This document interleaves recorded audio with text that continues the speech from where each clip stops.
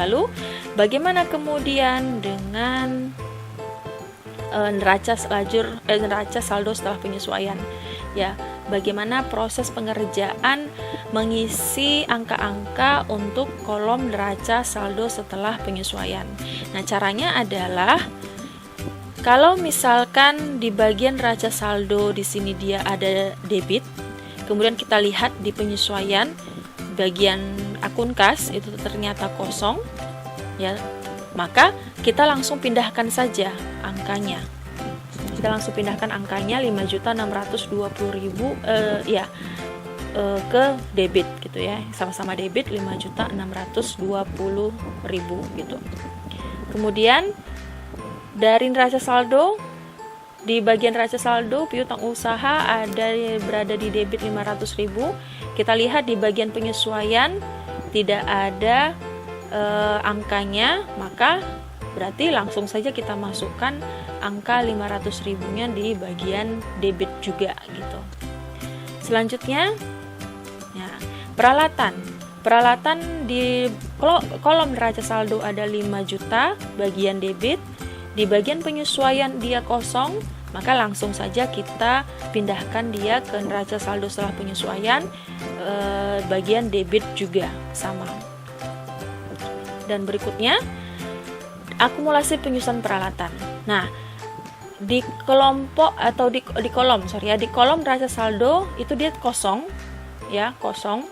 Tetapi di jurnal penyesuaian dia muncul ada 100 di bagian kredit. Maka ketika mengisi neraca saldo setelah penyesuaian, kita pun ikut mengisi di bagian kreditnya juga gitu, karena dia muncul di penyesuaian, di kolom penyesuaian. Dia meskipun tidak muncul di kolom neraca saldo, tapi dia muncul di penyesuaian, maka mengisi neraca saldo setelah penyesuaian juga akan muncul dia gitu, karena dia juga muncul di penyesuaian. Oke. Kemudian selanjutnya adalah perlengkapan. Kita lihat di sini perlengkapan dibagi di kolom neraca saldo. Perlengkapan di bagian debit ada 3.500.000. Oke. Perlengkapan di bagian debit ada 3.500.000 untuk kolom neraca saldo. Selanjutnya kita lihat kolom penyesuaian. Di bagian kredit ada 2 juta. Ya, perlengkapan di bagian kredit di kolom penyesuaiannya ada 2 juta. Lalu bagaimana ketika kita mengisi ke neraca saldo setelah penyesuaian? Maka di sini kalian memakai konsep debit ketemu debit, kredit ketemu kredit, ya, itu bagaimana, atau debit ketemu dengan kredit bagaimana, kredit ketemu dengan debit bagaimana, konsep yang pernah kalian pelajari di buku besar. Nah, konsep seperti itu berlaku pula di neraca lajur ya.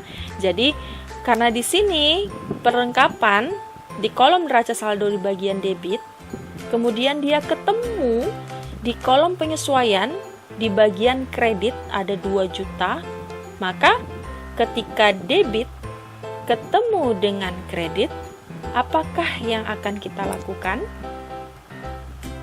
Ya, dikurangkan. Ya, karena debit ketemu dengan kredit, ya, ketemu lawan dia. Ya, ketemu lawan, sehingga karena ini berlawanan, ya, debit ketemu dengan kredit, maka harus dikurangkan. Oleh sebab itu 3 juta dikurang 2 juta adalah selisihnya 1.500.000. Nah, kenapa dia diletakkan di bagian debit? Sebab antara debit dengan kredit yang masih lebih besar adalah debit gitu. Sehingga kita masukkanlah dia di bagian debit. Ya. Debitnya 3.500.000, kreditnya 2 juta, debit lebih besar. Sehingga selisih antara 3.500.000 dengan 2 juta kita masukkan di bagian debit. Ya. Jadi konsep yang ada di buku besar yang sudah pernah kalian pelajari itu dipakai di sini. Oke, bisa dipahami ya cara pengisiannya. Dan selanjutnya utang usaha. Nah, utang usaha di kolom neraca saldo ada 10 juta. Kemudian di kolom penyesuaian ada 8.500.000. Nah, jadi kita lihat di sini ada kolom kredit ketemu dengan debit, ya. Ketemu lagi lawan-lawannya ya, ketemu itu ya.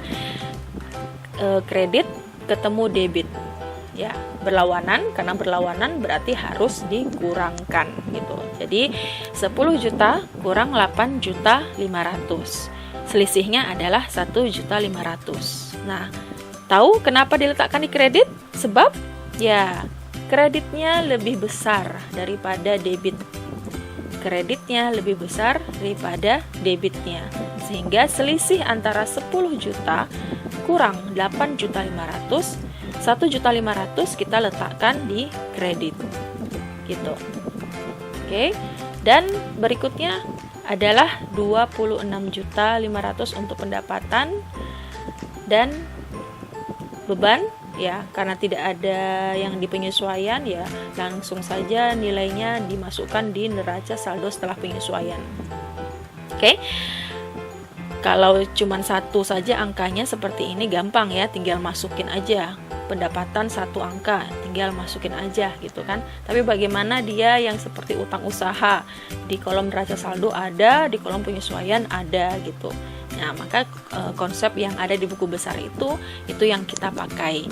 Jadi kalau dia kredit ketemu debit berlawanan, dikurangkan. Kalau yang di sini contohnya debit ketemu dengan kredit, karena dia berlawanan ya dikurangkan gitu. Terus bagaimana kalau misalkan ada kasus debit ketemu dengan debit? Ya, berarti diapain? Ya ditambah gitu. Ya, kan seperti itu ya konsepnya. Debit ketemu dengan debit, ya ketemu kawannya dia gitu. Debit ketemu dengan debit ya ditambahkan. Kredit ketemu dengan kredit ditambahkan ya. Kalau ketemu kawannya dia ditambahkan, ketemu lawannya dia dikurangkan. Ya, seperti itu cara pengisian untuk neraca saldo setelah penyesuaian. Oke. Nah, lalu kita pindah ke pengisian untuk kolom laba rugi atau rugi laba gitu. Bagaimanakah pengisian di rugi laba? Nah, khusus untuk kolom pengisian di rugi laba, kita hanya akan memasukkan angka-angka nominal ya yang ada di kelompok pendapatan dan beban saja. Ya, sekali lagi saya sampaikan, untuk kolom laba rugi ya, untuk kolom rugi laba atau laba rugi ya sama saja. Akun-akun atau nominal yang dimasukkan ke dalam kolomnya ini hanya akun-akun yang berada di kelompok pendapatan dan kelompok beban. Ya, itu saja ya. Jadi kalau misalkan pendapatan itu ada banyak bla bla bla bla ya, anak-anak yang dari pendapatan ini masukkan di kolom laba rugi ini. Beban pun juga. Beban kan banyak, misalkan beban listrik, beban gaji, beban lain-lain, beban asuransi dan lain sebagainya gitu kan. Itu kan juga banyak. Nah, dimasukkan di kolom laba rugi ini gitu. Jadi kolom laba rugi khusus untuk kolom pendapatan dan beban. Oke? Nah, neraca angkanya diambil hanya dari kelompok selain pendapatan dan beban. Berarti adalah kelompok pertama, kelompok aset, kedua kelompok utang, dan yang ketiga satu lagi ada kelompok modal. Gitu ya. Nah, jadi bisa dibedakan ya dan bisa dipisahkan pemisahannya. Jadi rugi laba itu hanya angka-angka yang masuk di kelompok pendapatan dan beban. Neraca, angka-angka yang masuk hanyalah angka-angka yang ada di kelompok aset, utang, dan modal. Oke, bisa dipahami? Oke. Nah, jadi nanti setelah seluruh angka ini sudah kalian input ya, kalian isikan gitu ya, kalian masukkan, maka nanti di bawahnya, paling bawah, paling akhir, itu kalian harus menjumlahkan seluruhnya. Misalkan sama seperti neraca saldo, kita akan mencari keseimbangannya.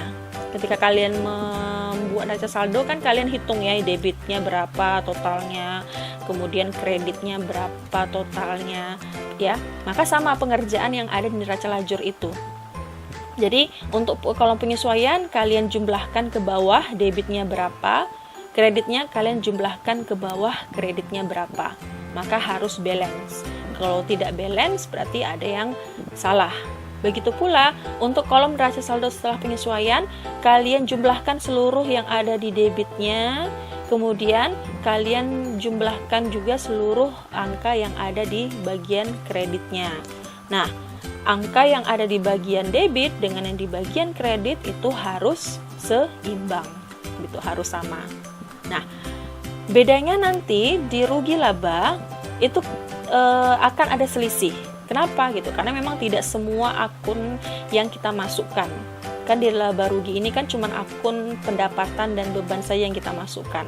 Nah, pasti akan ada selisihnya ketika kita menjumlahkan bagian debitnya dan ketika kita menjumlahkan bagian kreditnya. Ya. Nah, selisihnya itu ya, selisih antara debit dengan kreditnya itulah yang nantinya akan menjadi selisih untung atau selisih rugi yang dialami oleh perusahaan. Gitu. Ya. Jadi selisih antara debit ya, jumlah yang ada di bagian debit di kolom laba rugi ini dengan jumlah di bagian kredit yang ada di kolom laba rugi ini, selisih antara debit dengan kredit ini itu akan menjadi selisih untung atau selisih rugi dari perusahaan. Nah, neraca begitu juga ya. Nanti kemungkinan jumlah debit dan jumlah kreditnya itu pun juga tidak sama, gitu ya. Jumlah debit dan jumlah kreditnya juga tidak sama. Oke. Akan tetapi ya, ketika kalian selisihkan antara jumlah debit dengan jumlah kredit ini, ya, itu selisihnya nanti yang akan didapat, selisih antara jumlah debit yang ada dengan jumlah kredit yang ada di neraca ini, selisihnya itu wajib sama dengan selisih yang ada di kelompok laba rugi, ya. Untuk menandakan bahwasanya ternyata pengerjaan kalian sudah benar gitu. Nah, jadi dari mana kita tahu bahwasanya pengerjaan kita benar? Karena di kolom laba rugi ini kan antara debit dan kreditnya tidak sama gitu. Begitu juga di neraca saldo, jumlah debit dengan jumlah kreditnya tidak sama gitu. Nah, cara mengetahui pengerjaan kalian sudah benar antara kolom rugi laba dan kolom neraca ini adalah ketika selisih antara debit dan kredit yang ada di kolom rugi laba ini dengan selisih jumlah debit dan kredit yang ada di kolom neraca itu sama selisihnya. Maka ketika selisihnya sama, itu artinya pengerjaan kalian telah tepat. Oke, jadi begitu ya. Kalau misalkan sudah tepat, berarti kalian berhasil. Yeay. Ya. Nah, jadi ini jadi dikatakan di sini selisih akhir antara debit atau kredit pada kolom laba rugi menjadi saldo laba atau rugi perusahaan, ya, saldo untung atau ruginya dia gitu. Dan kemudian selisih akhir antara debit kredit pada kolom neraca itu harus sama dengan selisih akhir yang ada di kolom laba rugi. Itu dia. Nah, tadi yang saya sampaikan tadi. Jadi selisih akhir antara debit kredit pada kolom neraca, debit dikurang kredit gitu ya maksud saya. Selisih akhir antara debit dikurang kredit pada kolom neraca harus sama dengan selisih akhir yang ada di kolom laba rugi. Oke? Bisa dipahami ya? Jadi ya sampai di sini dulu pembahasan kita tentang neraca lajur. Untuk selanjutnya, untuk dapat memahami bagaimana bentuk pengisian atau bagaimana cara mengisi neraca lajur, maka pasti kita masuk ke praktiknya gitu ya, latihannya. untuk pembahasannya saya selesaikan sampai di sini ya. And see you on our next video learning. Oke, terima kasih. Bye bye.